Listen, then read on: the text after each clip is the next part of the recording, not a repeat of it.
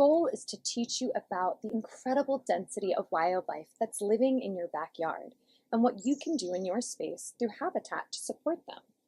And it's not only about those floral resources, as we've learned, for pollinators, but it's for all of the things that native plants provide, for those forage, the nesting sites, the overwintering spots,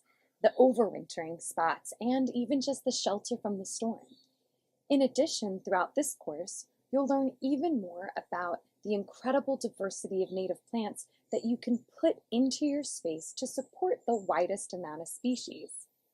Not only do native plants provide a lot for the wildlife in your area, but they also provide a lot generally just to the ecosystem in your area, from soil health to carbon sequestration to being able to have plant roots that reach down and help out with erosion and stormwater runoff.